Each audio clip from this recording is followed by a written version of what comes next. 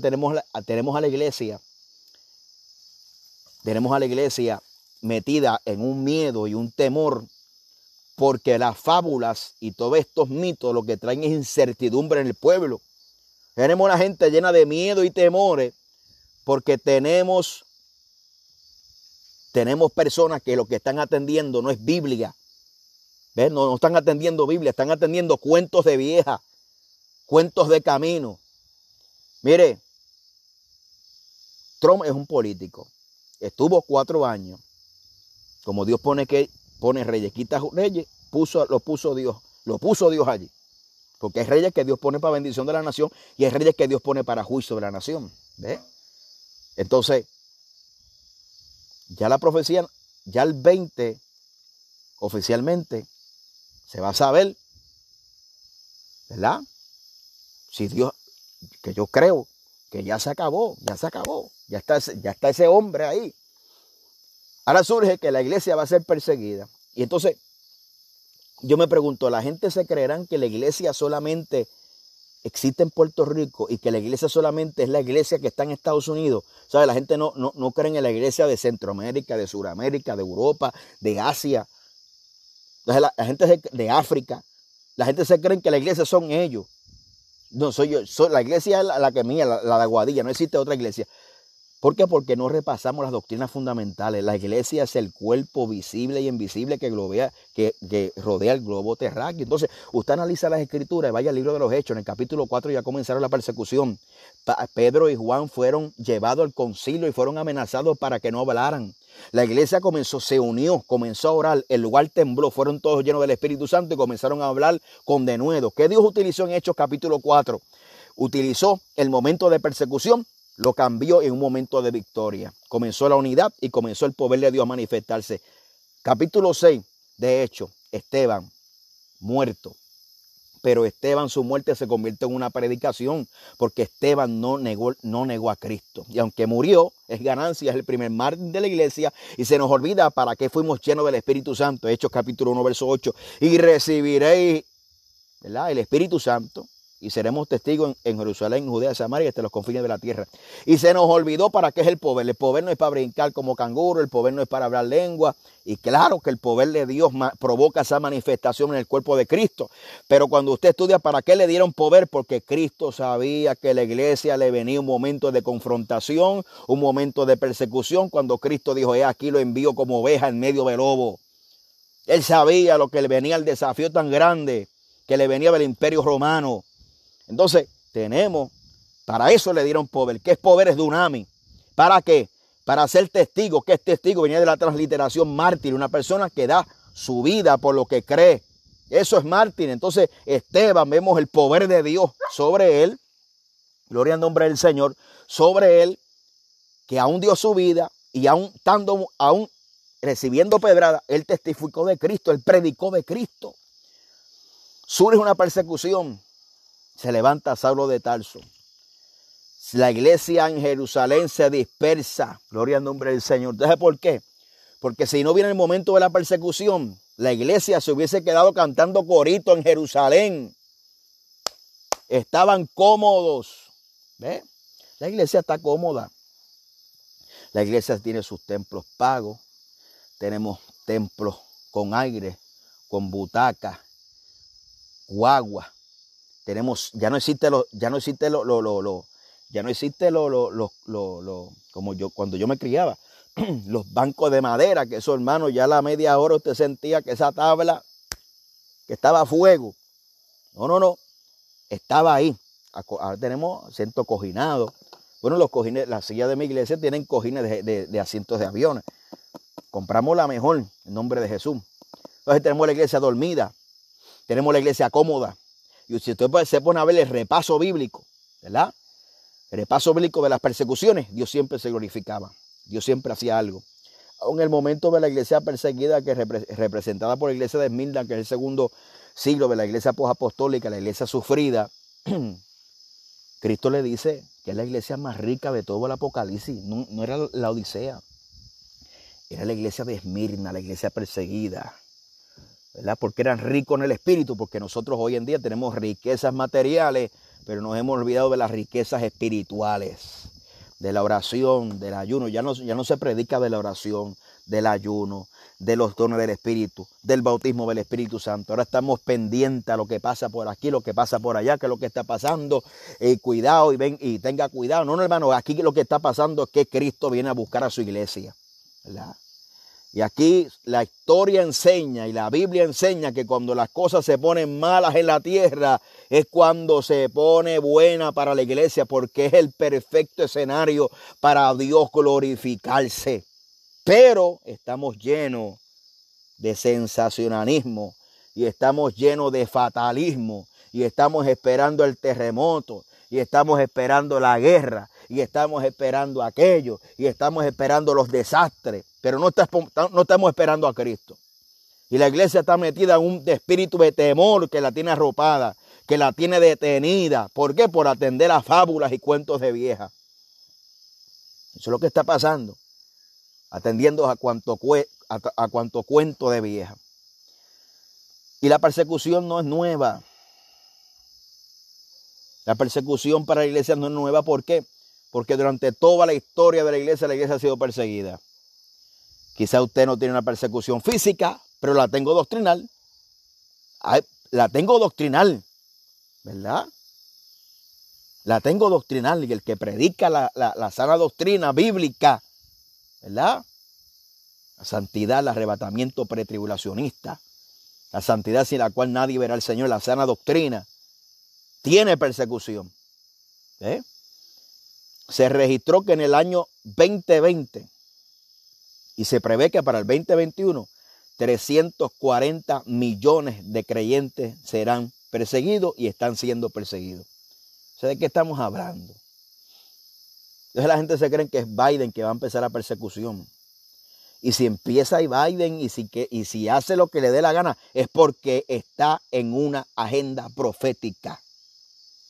Y nos hemos olvidado de la soberanía, nos hemos olvidado del fundamento, de lo elemental. Estamos como dice el libro de Hebreos, que nos hemos vuelto, hermano, ignorantes, que necesitamos enseñarle los primeros rudimentos a la iglesia. Ni siquiera conocemos acerca de la soberanía de Dios. Ese Dios soberano que creó los cielos y la tierra es el que tiene cuidado, y dentro de la soberanía nos enseña la Biblia que Dios es un Dios de providencia, que el enemigo intentará robar, matar y destruir, pero Dios tiene cuidado de lo suyo, del pueblo de Dios.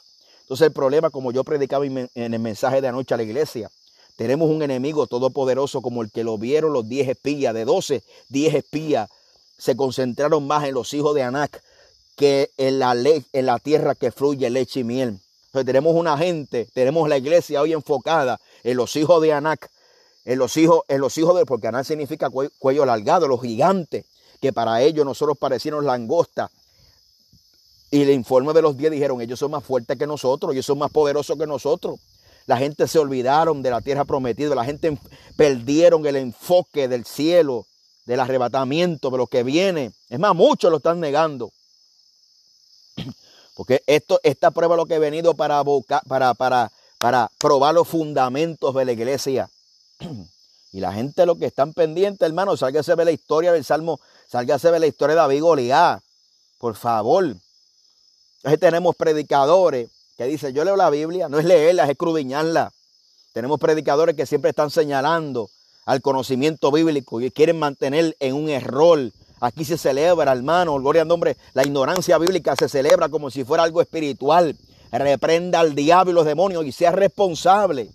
Porque tenemos un montón de personas irresponsables que por no predicar y no prepararse, preparar un mensaje y llevarle pasto fresco a la gente, lo que predican son pamplinas y porquerías y boberías.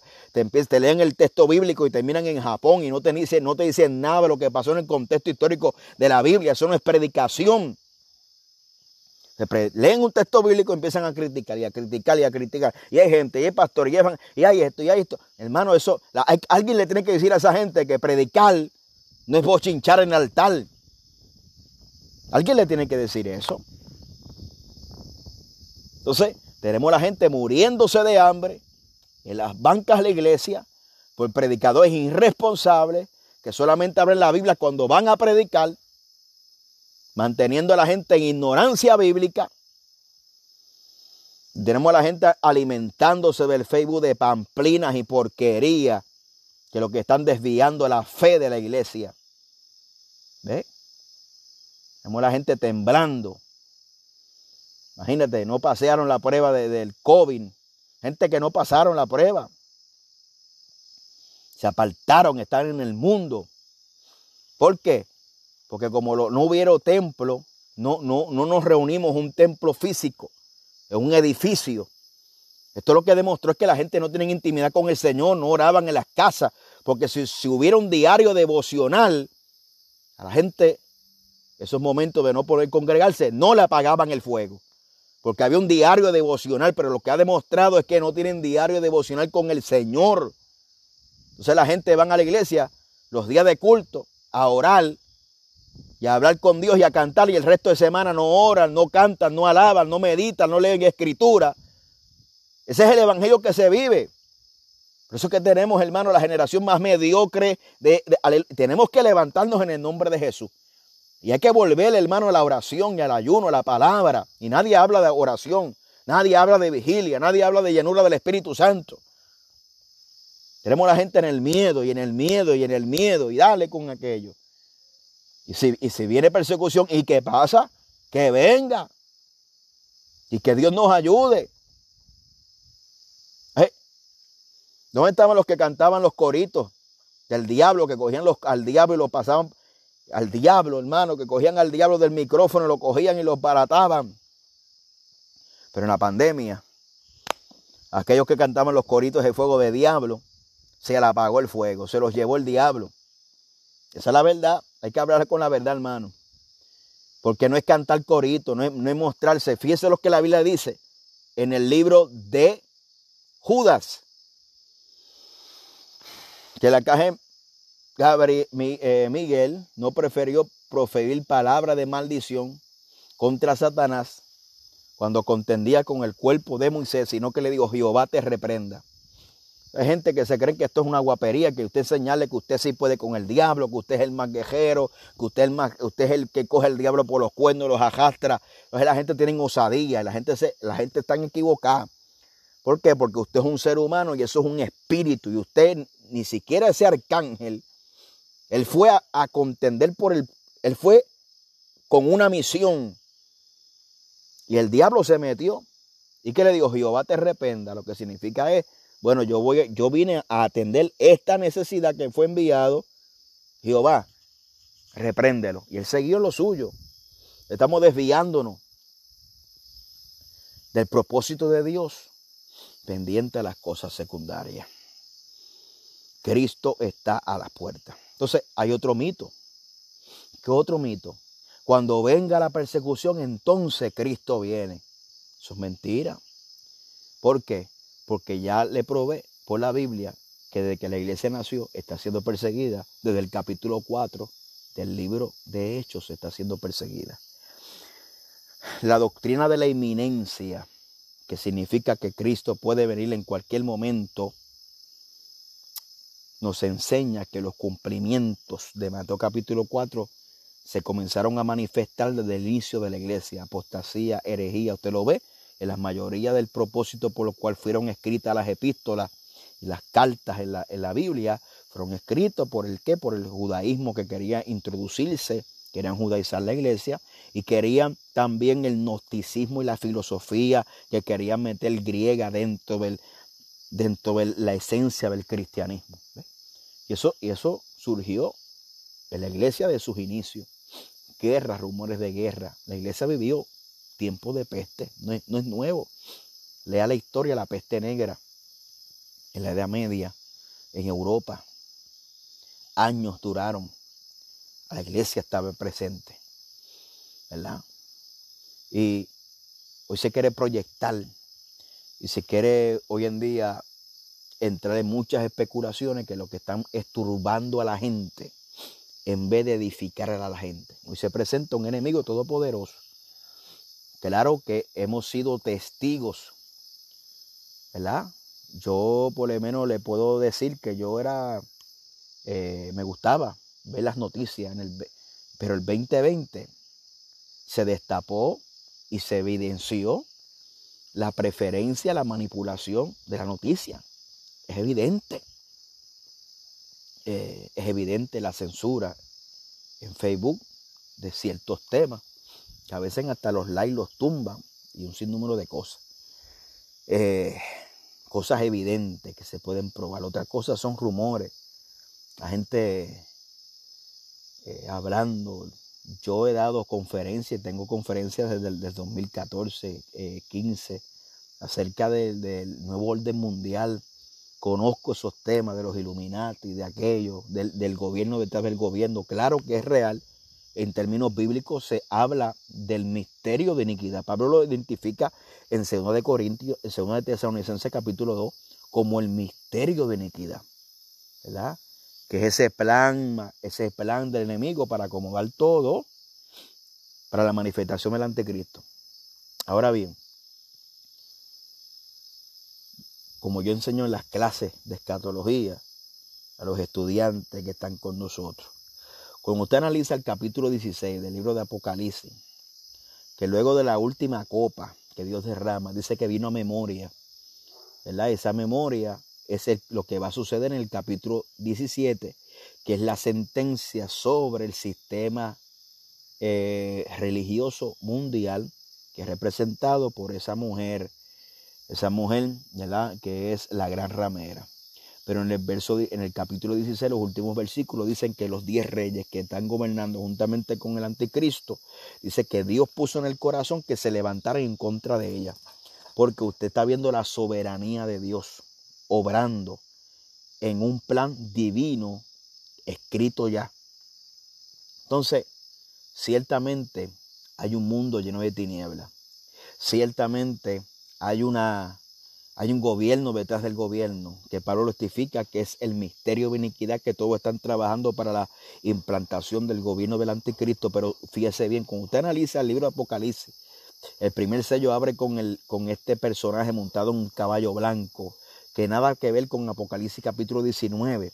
Simplemente la única similitud es un caballo blanco, porque es imitador de Cristo. ¿Por qué?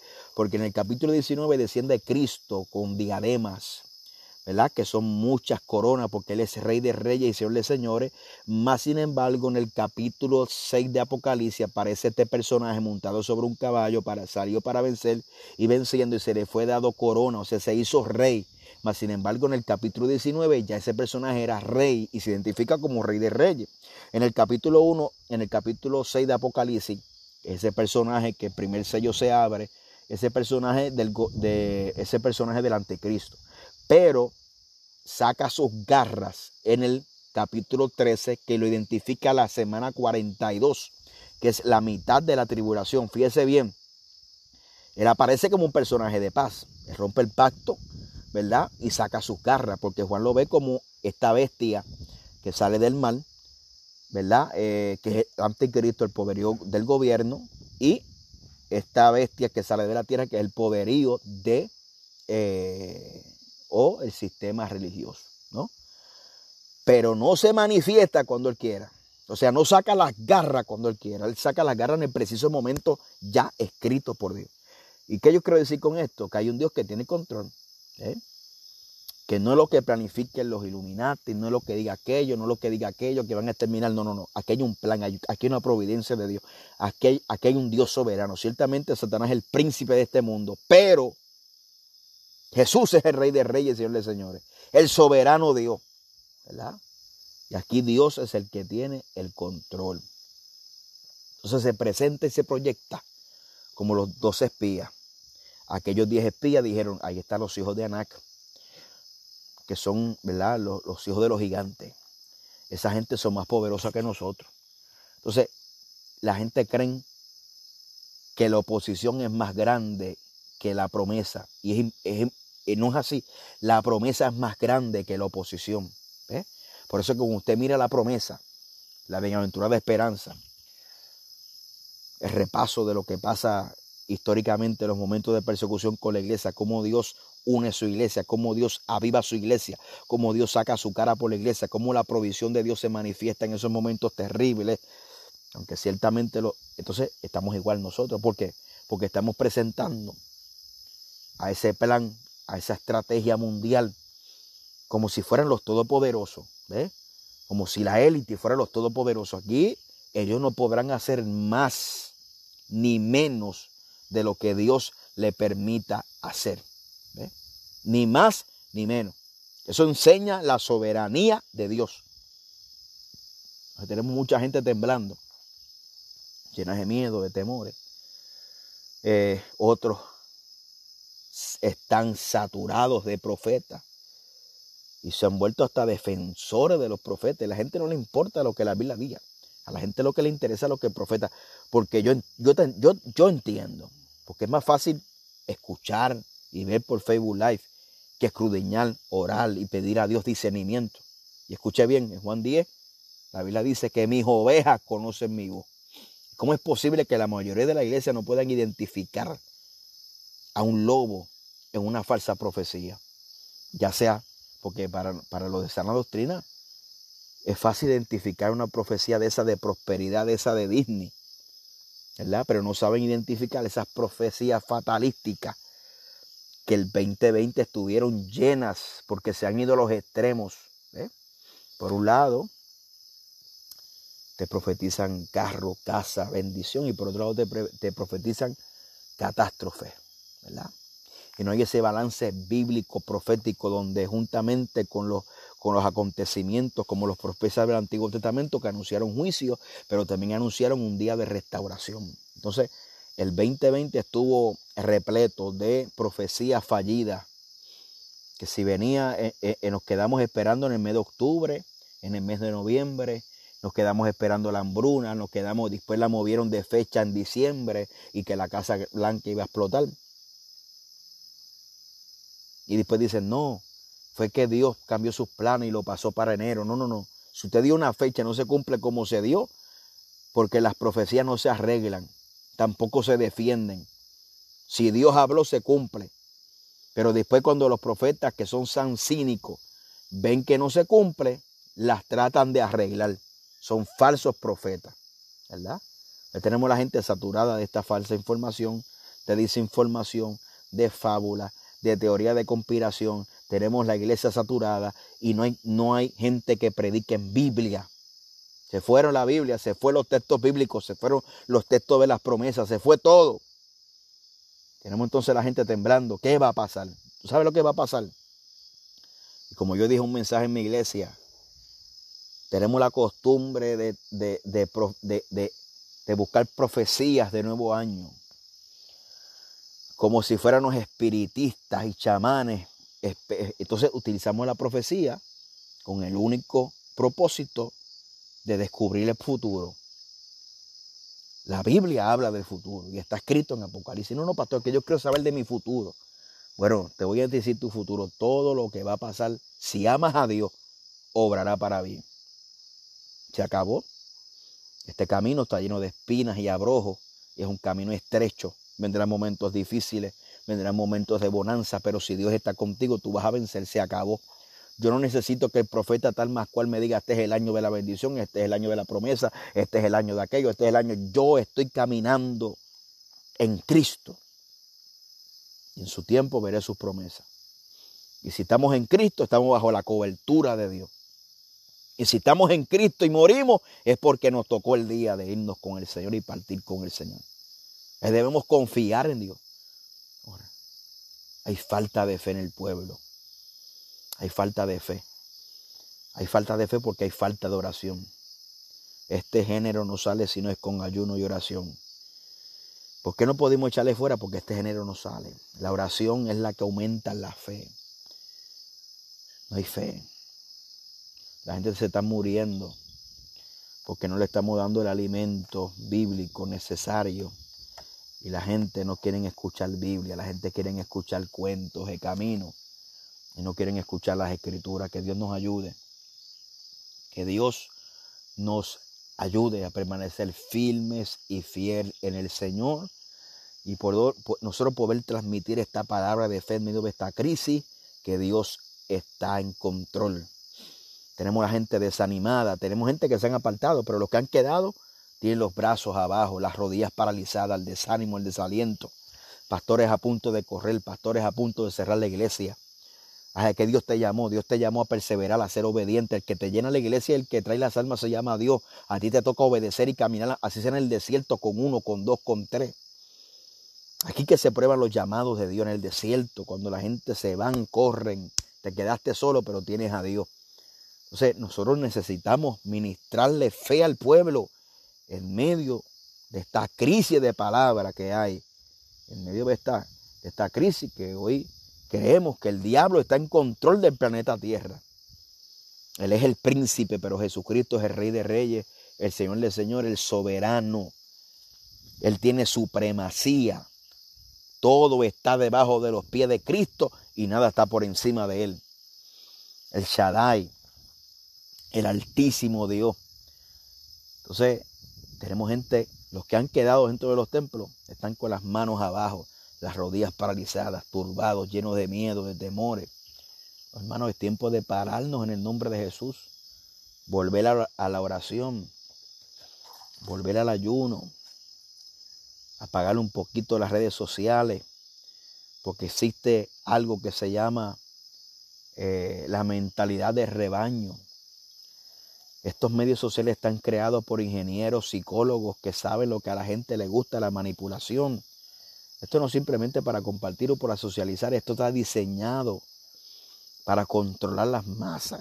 Existe lo que se llama la mentalidad de rebaño, que si logran convencer al 5%, el 95% seguirá al 5%. Que Dios nos ayude, a vencerlo. Usted siga para adelante, fortaleciendo en el Señor. Pastor, no se rinda, pastor, no se quite. Usted que está ahí, siga para adelante. Volvamos a la oración, volvamos a la cámara secreta, volvamos a buscar a Dios, volvemos a buscar la llenura. Aquí se vence con Dios. Si no tenemos a Dios, no se puede vencer. Si hay carencia de oración, no se puede vencer. Necesitamos vencer. ¿Y cómo vamos a vencer? Apegándonos a la fuente, ¿verdad? Así que le dejo con esta reflexión por aquí, para que Dios de alguna manera le pueda ministrar en esta preciosa noche. Un abrazo. Oren por nosotros. Nosotros también estaremos orando por ustedes. Este año pues ya comenzamos los compromisos y creyéndolo que Dios va a guardar nuestra entrada, nuestra salida. Lo único que le pido es que usted nos mantenga en oración. Manténganos en oración. Eso vale mucho para nosotros. No le pido ni un día de oración, ni un día de ayuno. Le pedimos 1 minuto de oración, ¿verdad? Ore por nosotros. Necesitamos sus oraciones. Queremos seguir trabajando, ¿verdad? Obviamente teníamos unos compromisos el año pasado. Se detuvieron porque las iglesias detuvieron sus cultos, pero ya hemos retomado la agenda. Estamos trabajando con nuestra iglesia local y tenemos cierta salida para que Dios guarde nuestra entrada, nuestra salida de aquí desde Puerto Rico. Así que un abrazo para todos, ¿verdad? Aunque no conocemos a todos personalmente, pero le amamos, le respetamos a cada uno de ustedes. Un abrazo hacia adelante en el Señor. No se rinda, no se quite, sigue para adelante en el nombre de Cristo Jesús.